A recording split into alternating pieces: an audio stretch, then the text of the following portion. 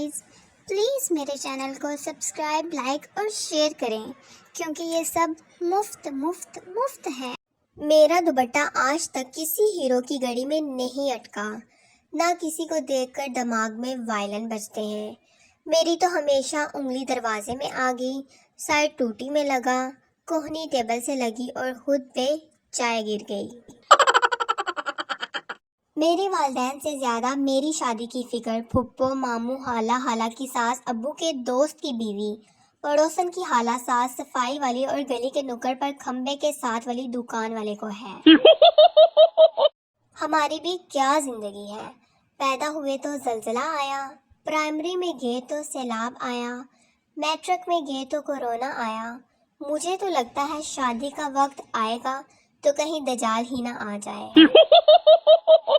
हर घर में एक ऐसा बहरा भी होता है जिसको दरवाजे की दस्तक सुनाई ही नहीं देती। हमेशा इस इंतज़ार में रहता है कि कोई और उठकर दरवाज़ा खोल दे। मोहब्बत में ताजमहल बनवाना ज़रूरी नहीं। तुम गर्मियों में अपने कॉटन के कपड़े इस्त्री करके और सर्दियों में भारी भारी जीन्स और जैकेट्स खुद धोकर भी मेरा दिल और गुर्दे जीत सकते हो। अगर किसी से शदीद किस्म का बदला लेना हो तो उसे 3-4 मैसेज करके डिलीट कर दो। बिना पानी के मछली की तरह तड़पेगा। मज़ीद मुफ्त मशवरों के लिए मुझे फॉलो करें। शुक्रिया।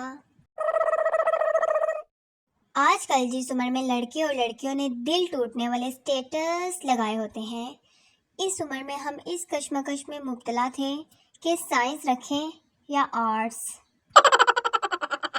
पिछले 5 दिन से 10-10 रुपए जोड़ रही थी कि वड्डी चॉकलेट खाऊंगी। मर जाना दुकान वाला कहता, बाजी हम टेप वाले नोट नहीं लेते। लड़कियों के सब्र की आजमाइश उस वक्त शुरू होती है जब वो पूरे घर की सफाई कर चुकी हों और कोई गंदे पाँव लेकर फर्श दोबारा गंदा कर दे। जब बोंगिया मारो तो घर वाले कहते हैं अपनी उम्र देखो और हरकतें देखो। समझदारी वाली बातें करूं तो कहते हैं बड़ों के बीच में मत बोलो। हाय रब्बा, मैं केड़े पासे जावां। मैंने सर्दियों में सूरज को बहुत तलाश किया, बहुत आवाज़ें दी, डियर सूरज कहाँ हो। वो आवाज़ें 5 महीने लेट पहुंची शायद, और अब सूरज करीब होकर पूछ रहा है, हैरियत थी, क्यों आवाज़ें दे रही थी। ड्रामों में अक्सर देखा जाता है कि लड़की लड़का की मंगनी हो तो एक स्टेज बनाया जाता है जहां दोनों बैठकर एक दूसरे को अंगूठी पहनाते हैं, और हमारे यहाँ जिस लड़के की मंगनी होती है वो घर की रखवाली करता है और बाकी पूरा खानदान लड़की को अंगूठी पहनाने गया होता है। रिश्तेदार शादी का कार्ड देने जाओ तो कहते हैं इसकी क्या ज़रूरत थी, कॉल कर लेते। कॉल करें तो कहते हैं ये कौन सा तरीका है बुलाने का, हमने नहीं आना। बहुत खुशी होती है जब आधी रात को आंख खुलती है और पता चलता है अभी और सोना है। लड़का, तुम इतनी मोटी क्यों हो। लड़की, हमारा फ्रीजर खराब है। लड़का, तो लड़की, तो सब कुछ खाना पड़ता है।